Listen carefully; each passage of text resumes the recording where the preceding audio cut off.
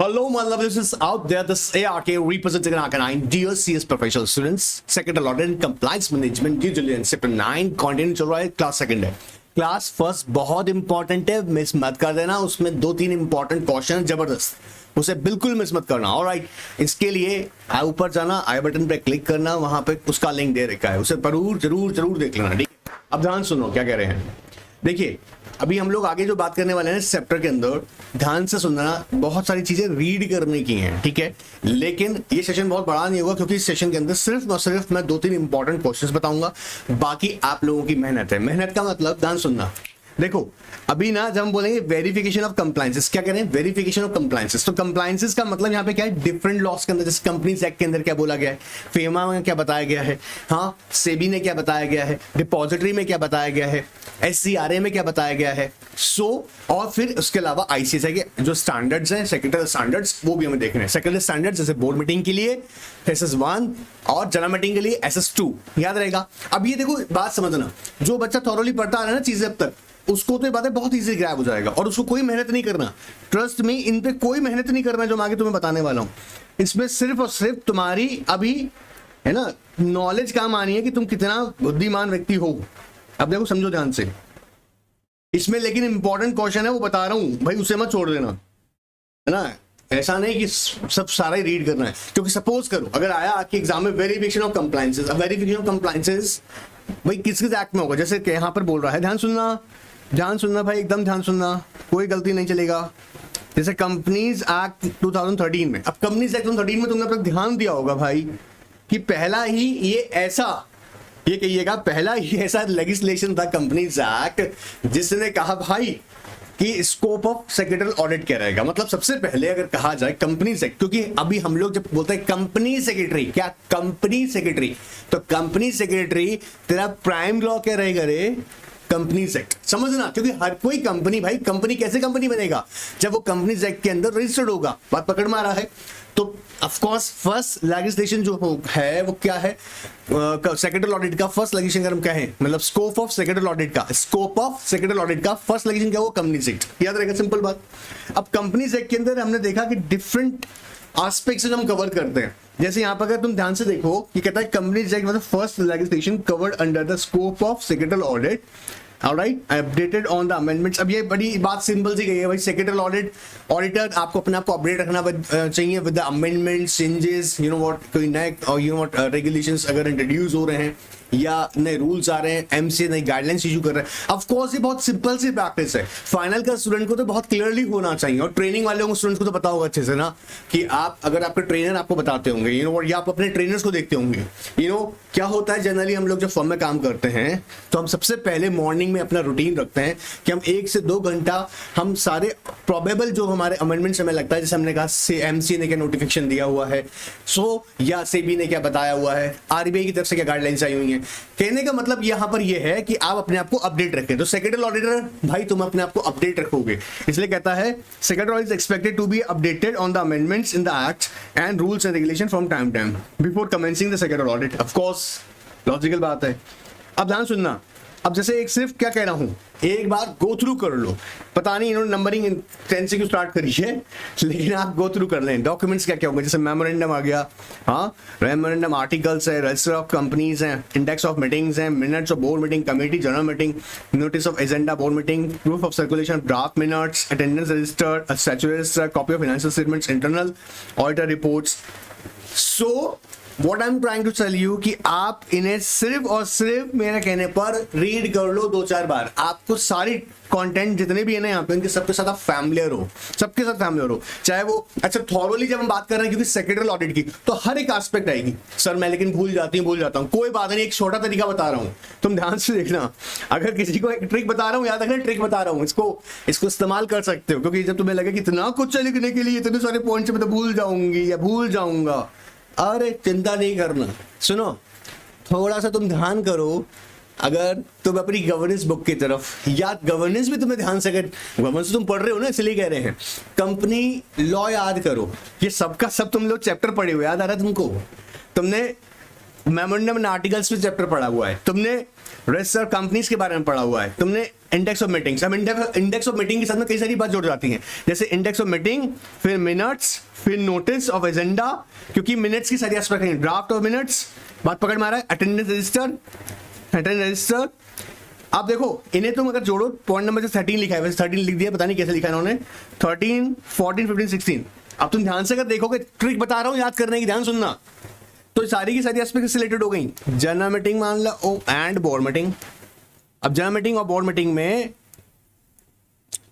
Prime चीजें क्या रहती हैं, प्रोसीजरल एस्पेक्ट्स क्या रहती हैं कि भैया जो मीटिंग था उसका नोटिस भेजा नहीं भेजा था, ये चेक करना होगा, मिनट्स प्रॉपर्ली रेडी हुए नहीं हुए हैं, अगर बोर्ड मीटिंग है तो ड्राफ्ट मिनट्स अगर बनाए गए तो प्रॉपर्ली सर्कुलेट हुए नहीं है। अच्छा, कंपनी में कमेटी भी है तो कमेटी को भी इन्वॉल्व कर लो, फिर डायरेक्टर लोगों को एजेंडा भेजना जरूरी है ना, एजेंडा के साथ डिटेल ऑफ द एजेंडा ये भी बताना पड़ता है। तो पॉइंट्स अगर तुम ध्यान से देखोगे ना, तो तुम्हें बता दूं तुम्हारी वो सारी एस्पेक्ट्स जो तुमने चैप्टर्स में पढ़ी हैं, अब किसी को याद नहीं आ रहा कि क्या लिखूं, अरे भाई लिखने की सोचने की जरूरत क्या है, तो अपने कंपनी से चैप्टर याद करके देख लो, हाँ वही तो सब चीजें आनी हैं।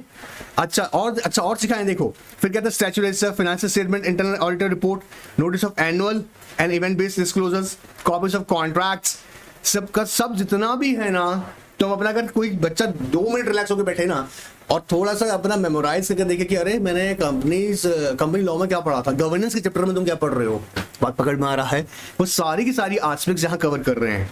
ठीक है, ये बात समझ में आया। दूसरा इधर कहता है कंप्लायंस अंडर SCRA।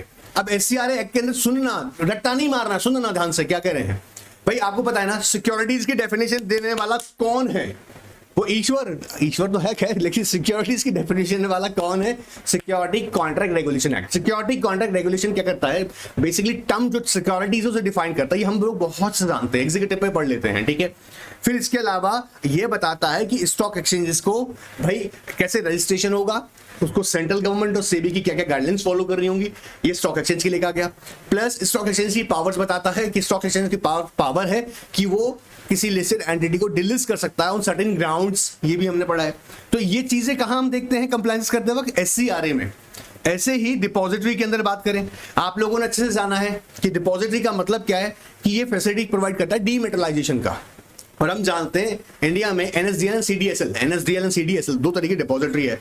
ठीक है, अब ये बताएगा कि कैसे, डिपॉजिटरी एक्ट बताएगा क्या कि डिपॉजिटरी और डिपॉजिटरी पार्टिसिपेंट्स में कैसे एग्रीमेंट होगा, डिपॉजिटरी क्या सर्विसेज देती है, आप जानते होंगे डीमेटलाइजेशन का सर्विसेज देता है, plus of course trade settlement का भी सर्विसेज देता है। याद हो रहा है, सिंपल सुनो ध्यान से ना, इनको रट्टा मारने बैठोगे तो बुद्धि खराब हो जाएगा, सिर्फ समझो क्योंकि तुमने पहले पढ़ा है इसलिए कह रहे हैं। फिर इसमें इंपॉर्टेंट चीज जो कहेंगे कि आपको बताया गया है कि भाई ये साफ साफ कह दिया गया है कि कोई भी कंपनी, भाई अगर तुम पब्लिक को असेस करने वाले हो सिक्योरिटीज के लिए, तो आपकी सिक्योरिटीज डीमेटलाइज्ड फॉर्म में ही होनी चाहिए। मतलब सर कि पब्लिक कंपनी, अच्छा पब्लिक को अप्रोच कर रहे हो, बोले हाँ फर्स्ट टाइम कर रहे हैं, सिक्योरिटीज अपना डीमैट फॉर्म में करवाओ। ठीक है सर लेकिन मेरा कंपनी ना अनलिस्टेड कंपनी है, अनलिस्टेड। ठीक है, अब क्या चाहते हो सर, हम चाहते हैं पब्लिक को अप्रोच करना चाहते हैं, पब्लिक को अप्रोच करना चाहते हो, तुम्हारा डायरेक्टर प्रमोटर KMP वगैरह ने सिक्योरिटी ले रखा है, बोला हाँ सर ले रखा है, डीमैट फॉर्म में होना चाहिए। ये बातें है ना बेटा रटनी नहीं है, ये लॉजिकली याद करके देखनी है। आओ सिखाते हैं, समझाते हैं। देखो यहाँ पे जैसे बता रखा है कि a company form under registered under companies act have been granted certificate of registration, कौन देगा, section 12 subsection 1A, section 12 subsection 1A of SEBI act कहता है आओ डिपॉजिटरी चलो सर्टिफिकेट लो पहले, तभी तुम डिपॉजिटरी का एक्ट करोगे। सर मैं क्या करूंगी, भाई तुम डीमेटलाइजेशन सर्विसेज दोगे, सिक्योरिटीज को डीमेटलाइज करोगे, dematerialisation. Alright, now the depository holds electronic custody of securities and also arrange for transfer of ownership of security on settlement basis. Transfer of ownership sir, हाँ जी ट्रांसफर ऑफ, आपको पता होगा ना, बहुत सिंपल सा बात है। कंपनी मान लीजिएगा मैं एक शेयर होल्डर हूं, मैंने अपना शेयर्स B को बेच दिया, तो ऑफ कोर्स वो क्या कर रहा है, ट्रांसफर ऑफ ओनरशिप। अब डिपॉजिटरी का रिकॉर्ड में मेरी जगह जिसको मैंने सेल किए हैं ट्रांसफरी का नेम आ जाएगा, तो क्या कर रहा है भाई, ट्रांसफर ऑफ ओनरशिप सेटलमेंट। याद रहेगा, बहुत सिंपल है रे।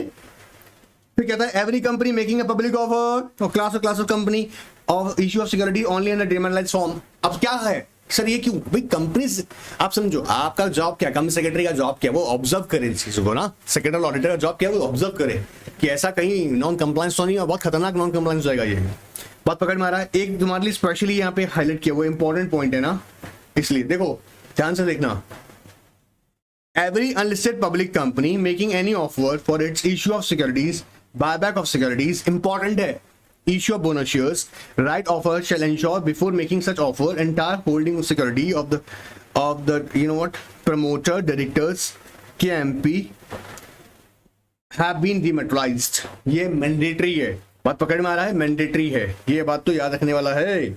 आओ देखो क्लियर है एकदम। सो हमने क्या देखा कंपनीज एक्ट के अंदर, देखो कंपनीज एक्ट के अंदर देखा, पहले कंपनीज एक्ट के अंदर एस्पेक्ट्स क्या है, फिर बता रहा हूं बच्चा सारी चीजें ध्यान रखना। जैसे तुमने अगर कंपनीज एक्ट की अगर बात करें, आपने देखो, आपने जैसे अज्यूम करो, देखो एक बार उठा के देखो अपना, हम क्या क्या एस्पेक्ट देखेंगे अंदर सर, चाहे वो यू नो व्हाट हम लोग कंपनी के पर्सपेक्टिव से सबसे पहले डॉक्यूमेंट उठा के देख लो।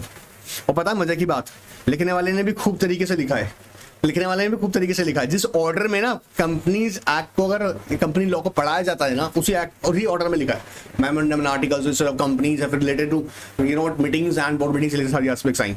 ऑलराइट, फिर अपॉइंटमेंट से होगा, इंटरनल ऑडिटर है, फाइनेंशियल स्टेटमेंट्स है, the number of aspects. So आप जस्ट सिंपली एक बार गो थ्रू करेंगे। इसके अलावा हमने देखा यहाँ पर यू नो व्हाट SCRA, फिर डिपॉजिटरी एक्ट, ठीक है। अब फेमा में आपको पता है जी, फेमा में RBI को बोला हुआ है भाई RBI यहाँ हो, तुम्हारा काम क्या है, तुम मास्टर सर्कुलर इशू करो। किसके अकॉर्डिंग करेंगे, जिस तरीके का यहाँ फॉरेन ट्रेड इंडिया में हो रहा होगा और उसके अकॉर्डिंग पॉलिसीज बनाई जाएंगी, उसको एग्जीक्यूट भी करवाओ। बात पकड़ में आ रहा है। जैसे RBI in India issuing master directions provide consolidate instruction on the rules and regulations RBI under this act including banking issues and foreign exchange transactions. अब इतना सिंपली तुमको देखना होगा। अब इसके लिए खास तौर से क्या होगा, जितने भी अगर आपने ध्यान दिया होगा, थोड़ा सा देखो बुद्धि तो लगाना पड़ेगा ना, फाइनल का स्टूडेंट है तो एग्जीक्यूटिव स्टूडेंट को ये सब लगभग पढ़ा होता है क्या। जैसे फॉरेन एक्सचेंज के अंदर नॉन डेट इंस्ट्रूमेंट है, क्रॉस बॉर्डर मर्जर है, ट्रांसफर और इश्यू ऑफ फॉरेन सिक्योरिटी है, या FDI policy, consolidated FDI policy, या फिर establishment of branch offices, licence offices, project offices, या ECB's trade credit borrowings lending by currency authorized by the authorized dealer, direct investment by registered in joint ventures, wholly owned subsidiaries, या master direction reporting of the foreign exchange।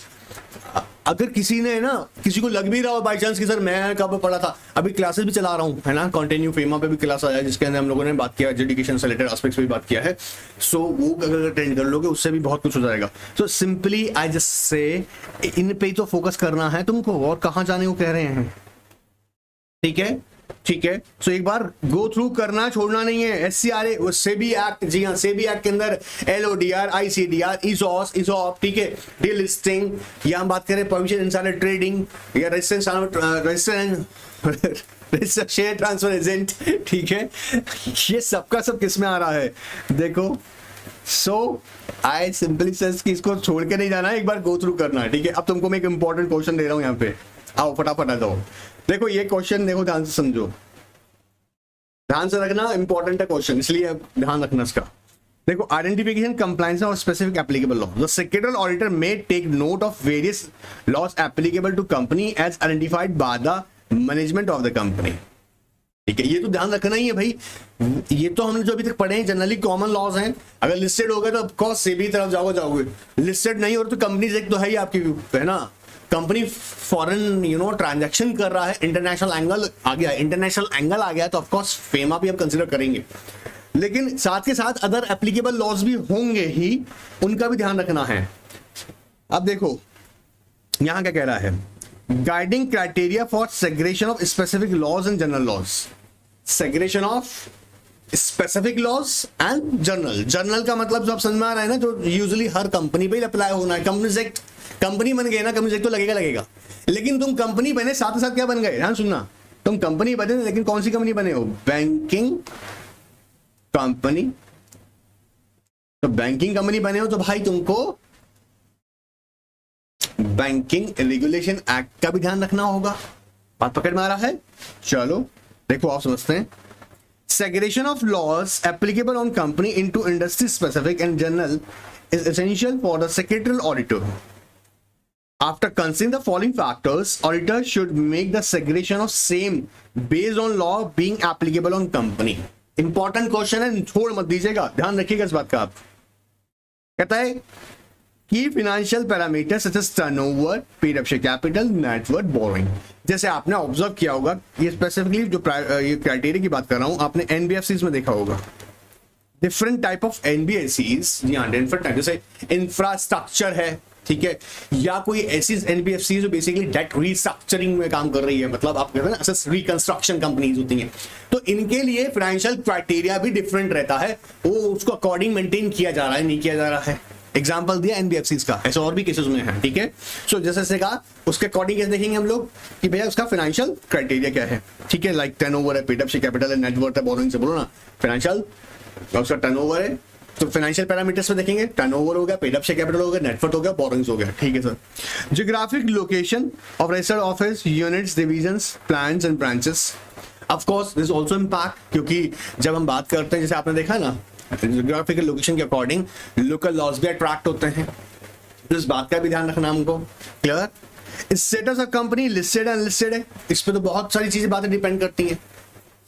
Plus types and class of company such as private है, public है, holding है, subsidiary है, foreign है, निधि है, producer company, section 8 company है। भाई कौन सा कंपनी टाइप, कौन सा कंपनी है। सो स्टेटस ऑफ कंपनी लिस्टेड है अनलिस्टेड है, या हम बात करें साथ के साथ में उसका टाइप देखेंगे, प्राइवेट है, पब्लिक है, सेक्शन 8 है, प्रोड्यूसर है, निधि है, फॉरेन कंपनी है, सारा उस पर देखेंगे। Now registration with the authority such as SCZ और you know sectoral regulators, SCZ के अंदर होगा तो उसके लिए अदर बेनिफिट्स हैं और अदर उसके एप्लीकेबल रूल्स एंड रेगुलेशंस हैं। सिंपल है रे, क्या क्या देखा बोलो ना एक बार। फाइनेंशियल पैरामीटर्स चेक करेंगे, उसके टर्नओवर है, पेड अप शेयर कैपिटल है, नेटवर्थ है, बोरोइंग है। इसके अलावा हम उसकी geographical location of the registered office की देखेंगे, यूनिट्स की देखेंगे, ब्रांचेस की देखेंगे, प्लान्स की देखेंगे। इसके अलावा क्या कह रहे हैं, स्टेटस ऑफ कंपनी, भाई स्टेटस ऑफ कंपनी लिस्टेड है अनलिस्टेड है। टाइप ऑफ कंपनी की बात करेंगे, टाइप ऑफ कंपनी के अंदर क्या कहेंगे, बहुत सिंपल सा है, तो कौन सी कंपनी है, पब्लिक है, प्राइवेट है, तो कौन सा कंपनी है तो बताओ। क्लियर है। ओपीसी मत लिख देना। क्या सर, ओपीसी मत लिख देना, क्यों भाई, समझो समझो समझो, एग्जांपल देने की कोशिश कर रहा हूं। यहाँ पे सेक्शन 8 भी लिखा है इन्होंने, ठीक है, इनकी मन की शांति के लिए, लेकिन सेक्रेटरियल ऑडिट की हम स्पेसिफिक अगर बात करें तो ओपीसी पे नहीं लगाने वाले हम लोग। बात पकड़ में आ रहा है, एनीवेज मैं बाद में समझाऊंगा आगे। क्या हो रहा है, चलिए अब आगे बात कर लेते हैं। जैसे क्या सेगमेंट वाइज मैन्युफैक्चरिंग है, ट्रेडिंग है, सर्विस है, ई कॉमर्स है, इंडस्ट्री स्पेसिफिक इंडस्ट्री क्लासिफिकेशन क्या हो रहा है। फिर agreement governing the rights obligation of share holders such as joint ventures हैं या फिर शेयर होल्डर एग्रीमेंट्स हैं। जेवीज क्रिएट की हुई हैं, जेवीज में भी आपने देखा होगा जनरली या तो फाइनेंशियल टर्म पे बेसिस पे होगा या फिर बेसिकली टेक्नोलॉजी बेस्ड होगा, जिसमें एसेट्स कंट्रीब्यूशन होगी, मतलब मॉनेटरी में पैसा नहीं लगाकर क्या करेंगे, अपना एसेट्स कंट्रीब्यूट करेंगे। So according to that we will consider number and class and category of employees workers such as women, contractual employees, क्योंकि इसी के अकॉर्डिंग लॉ में बदलाव आ जाएगा। कैसे सर, लेबर लॉ नाम की चीज होती है ना, पढ़ा है ना आप लोगों ने लेबर लॉ, तो उसे कंसीडर करेंगे। यहाँ पे याद रहेगा, लेबर लॉ की बात कर रहा हूं। हाँ, जैसे फैक्ट्री है तो आपको याद होगा अच्छे से 10 और मोर without aid of power या 20 or more with aid of power, sorry of course 10 or more with aid of power, और ये अगर 10 है या फिर 20 है without aid of power क्या हो जाएगा, फैक्ट्री एक्ट अप्लाई हो रहा है। ये खैर मैंने एग्जांपल दिया छोटा सा ना, ऐसे ही इसलिए हम देखेंगे कि भैया उसमें कितना नंबर ऑफ ये classes of category of employees workers women's हैं, ठीक है। तो ये यहाँ देखिएगा, जब यहाँ से अगर हम देखेंगे तो कुछ अलग लॉज भी स्टार्ट हो जाएंगे जहां पर आपको सेग्रेट करना होगा जनरल लॉ को आपके स्पेसिफिक लॉज से। मतलब जनरल लॉ तो समझ में आया सिंपली, जैसे मैंने कहा कंपनी है तो कंपनी एक्ट अप्लाई होगा, बट क्योंकि अगर उसका नेचर ऐसा है जैसे मैंने अभी कहा वो फैक्ट्री है तो फैक्ट्री भी हमको देखना है, of course labour law attract हो जाएंगे। अब पकड़ में आया। अच्छा, इसके अलावा अब देखें, अब ये reporting and compliance with applicable clause of secretary standards, भाई बहुत बहुत बार डिस्कस किया हुआ टॉपिक है। सेक्शन 118 सेक्शन 10 क्या कहता है कि भैया ऐसा है, सुनो कंपनी यहाँ बोला हाँ जी हम जो कह रहे हैं ना, हमने जो सेक्रेटरी स्टैंडर्ड इशू किए हुए हैं। बोला आप कौन हो, बोला हम ICSI हैं, ठीक है, जिनका अभी एग्जाम लेने वाले हैं बच्चों का उनकी ICSI है। सो क्या कह रहा है ICSI कि भैया कंपनीज अगर अपने बोर्ड मीटिंग या जनरल मीटिंग करेगा तो एप्लीकेबल सेक्रेटरी स्टैंडर्ड्स आपको फॉलो करना है। बोला सर जरूरी है, बोला मैंडेटरी है। और दूसरी बात, अगर एक्ट में रूल्स में जो स्पेसिफिकली लिखा हुआ है ऑफकोर्स उसको फॉलो कीजिएगा। In the absence any provision in the acts और रूल्स, इधर उधर मत देखना, सेक्रेटरी स्टैंडर्ड चेक करना। अगर एक्ट्स में कोई बदलाव आ जाएगा, रूल्स में कोई बदलाव आ जाएगा, तो भाई फिर सेक्रेटरी स्टैंडर्ड याद देखिएगा उसके अकॉर्डिंग होगा। ठीक समझ में आ रहा है? सेक्रेटरी जो स्टैंडर्ड्स हैं, कंपनी सेक्रेटरी जो हम बात कर रहे हैं यहाँ पर, सेक्रेटरी स्टैंडर्ड्स कैसे रहेंगे? Consistent with the act, not override the act. बहुत सिंपल सी बात है ये। सेक्शन 180 चैप्टर 10 कहता है companies act, every company shall observe the secretary standards with respect to general and board meeting, हम जानते हैं sir, issued by the ICSI, and if due to the subsequent changes in the law particular standards or any part thereof becomes inconsistent with the law, then the said law shall prevail. Of course law पहले prevail होगा यार। Secretary standard 1 जो बात करता है किसकी करता है? जो एप्लीकेबल है बोर्ड मीटिंग पे। किसी को क्लास नहीं देखा तो देख रखा होगा यार, मैं उम्मीद कर रहा हूँ ना, पूरा डिटेल पोस्टमार्टम किया हुआ है गवर्नेंस स्टैंडर्ड्स का। वही हम बात करते हैं सेक्रेटरी स्टैंडर्ड्स 2 का, ड्राफ्टिंग में भी तो पढ़ते हो तुम लोग, ऑलराइट, 2 का चैनल मीटिंग के लिए। अब देखो भूल मत जाना, इंपॉर्टेंट बता रहे हैं। कहता है except OPC in which there is only one director on its board meeting, company और लाइसेंस अंडर सेक्शन 8।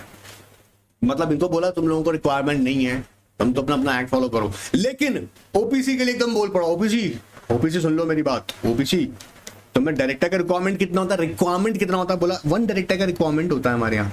बोला अच्छा तुम्हारे पास डायरेक्टर कितना है? बोला हमारे पास 2 डायरेक्टर है। बेटा चाहो स्टैंडर्ड्स फॉलो करो, SS1 फॉलो करो, SS1 SS2 मत लगा देना। समझ में आ रहा है ना?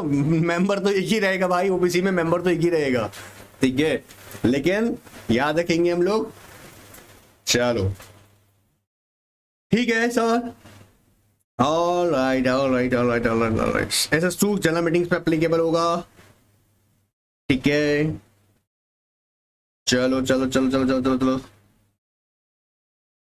अभी बहुत सिंपल सा है, कंपनी सेक्रेटरी एम्प्लॉयमेंट या प्रैक्टिस में ऑफ कोर्स उसे सेक्रेटरी स्टैंडर्ड्स ऑब्जर्व करना है, ये उसका जॉब है भाई, ध्यान रखेगा। Reporting of constitution of board, भैया ये क्या कह रहा है? कॉन्स्टिट्यूशन ऑफ बोर्ड का मतलब क्या है? कि एक राइट अमाउंट ऑफ बैलेंस है जी। किस चीज का बैलेंस है? Executive, non executive director, independent director, women director in the board. बात पकड़ में आया? देखो कहता है the secretary auditor shall verify that during the year the board of director is duly constituted, जब board of director of the company is duly constituted with a proportion of the executive, non executive, independent, women director, all right, और अगर कोई changes हैं तो properly carry out किए गए। and also confirm the changes in the composition of the board of director took place during the year, a review were carried out in compliance with the provision of the act and SEBI regulations. Reporting on board process, आओ अब ये भी तुम्हें अभी किसी class में पढ़ाया था कि भैया देखो एक बात साफ साफ कह दिया गया कि जब भी बोर्ड मीटिंग किया जाएगा तो बोर्ड मीटिंग के लिए एटलीस्ट 7 days बिफोर आप उन लोगों को भाई नोटिस भेजें, सडन बॉम्ब ना गिरा दें। ये शुक्र है कम से कम 13 घंटे 1956 तो बड़ा क्या बताएं तुमको, छोड़ो।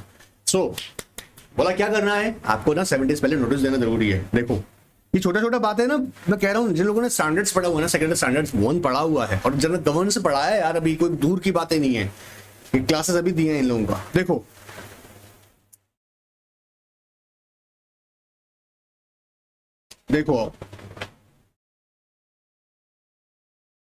secretarial auditor shall verify during the year adequate notice is given to the all directors schedule of the board meeting, to the board meeting, agenda detailed notes on the agenda at least 7 days before।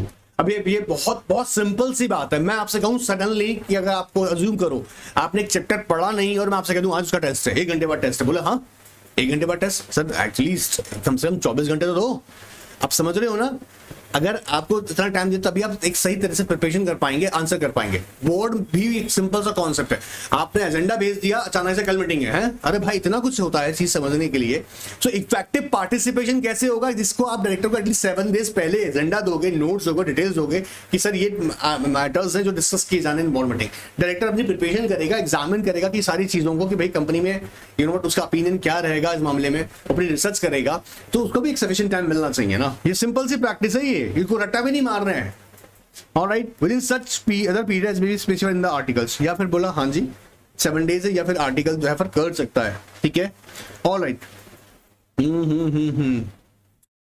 अब ये तो साफ लिखा हुआ है यार, किस लिए देते हैं before the meeting for meaningful participation at the meeting यार। मीनिंगफुल पार्टिसिपेशन नहीं तो आपको अचानक नोटिस आ गया, आप बैठे हुए हैं, बोला क्या करें, बोला पता ही नहीं है, इतना मोटा बंडल पकड़ा दिया, क्या रीड करूं उसके अंदर अब।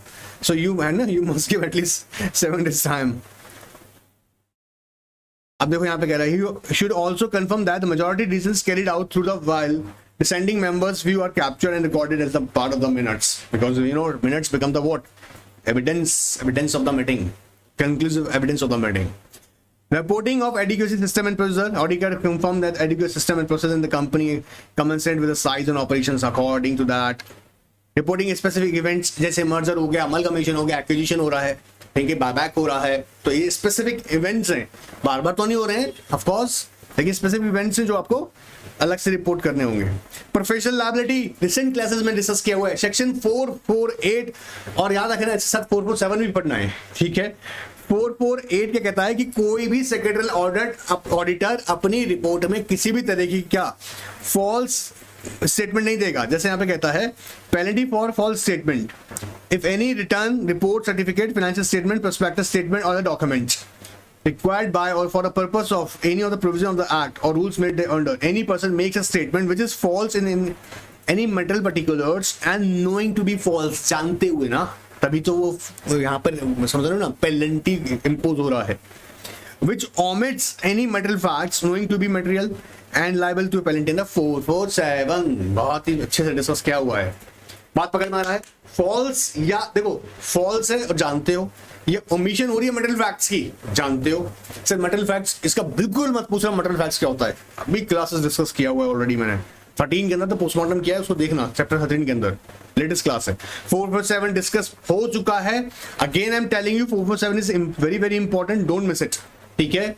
लगातार चल रहा है सेशन में, देखा है तो 204 सेक्शन 204 सेक्शन 1 क्या कहता है, अगर कंपनी सेक्रेटरी तुमने अगर क्या किया सेक्रेटरियल ऑडिट रिपोर्ट में गड़बड़ किया तो तुम्हारे ऊपर हम लगाएंगे पेनल्टी 2 लाख रुपीस की। देखो section 204 section 4 provides that if a company secretary in practice contravenes the provision section 204 issue a secretarial audit report MR3।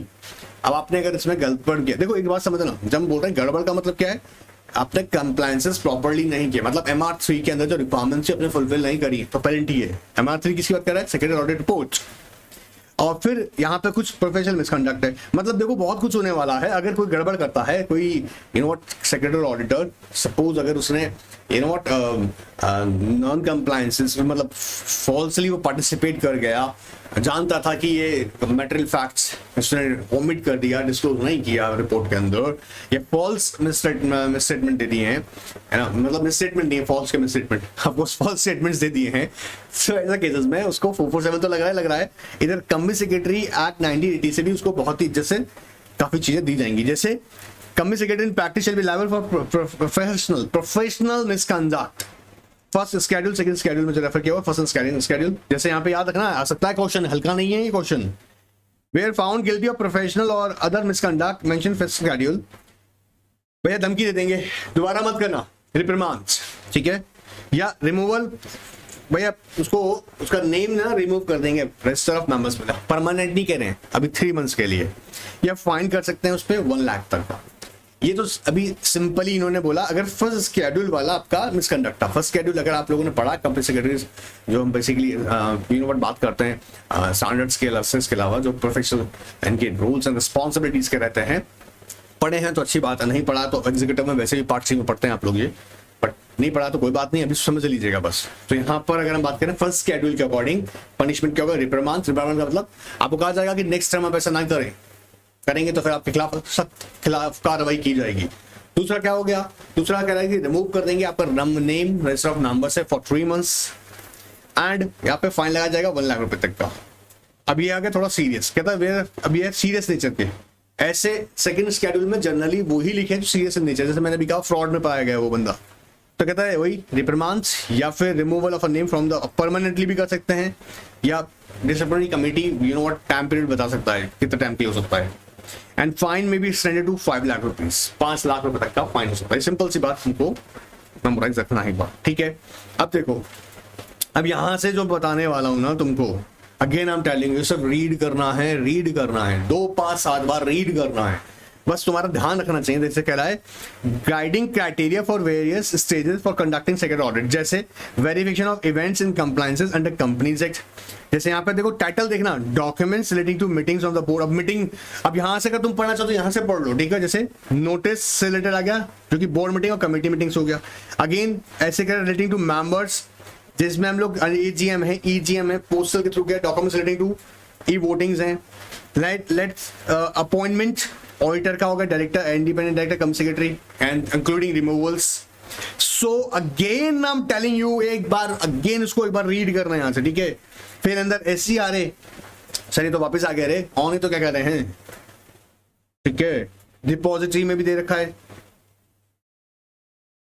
Alright. और डिपॉजिटरी में वो सारे देखो, मैं कह रहा हूँ जिन लोगों ने चैप्टर्स पढ़े हैं ना, पढ़ाइयाँ करी हैं, ठीक है। जो लोग बच्चा वो लोग बोलता है ना कि सर मैंने थ्रू आउट द ईयर पढ़ा था, मैंने इतनी मेहनत करी थी, उसके बाद मेरा नंबर उससे कम आया जिसने 1 महीने पढ़ाई की थी। बेटा आज गारंटी लेके बोल रहा हूँ इस बात को, तो अगर पूरा साल या पूरा 6 महीना मेहनत करके पढ़े थे ना, तुम्हारे लिए ईजी है ये सब कुछ, क्योंकि तुमने इन सब चीजों को देखा है, ऑलराइट। सेट नहीं, सेमा में भी वही सी चीजें देखनी है एक बार। सेबी में अगेन सब्सटेंशियल एक्विजिशन में, प्रोहिबिशन ऑफ ट्रेडिंग में। अब ये चैप्टर नहीं पढ़े तुम लोगों ने, नहीं पढ़ा किसी ने तो सीआर के अंदर चैप्टर बताए हुए सब ये चीजें एक्विजिशन के अंदर आना है, ठीक है।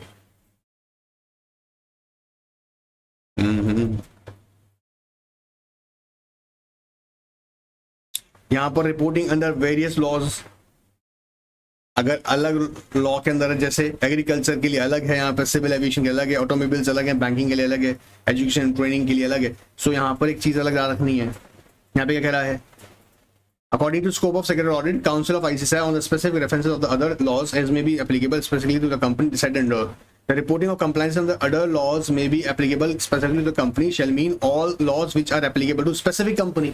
जैसे बैंकिंग कंपनी के लिए बैंकिंग बता रहा है, इंश्योरेंस कंपनी के लिए इंश्योरेंस का लिए हो गया, हाँ बात पकड़ मारा है। इलेक्ट्रिसिटी के लिए देखेंगे तो उसका स्पेसिफिक एक्ट चलेगा। So what I am saying कि एक बार भाई तुमको ना ये गो थ्रू करना है।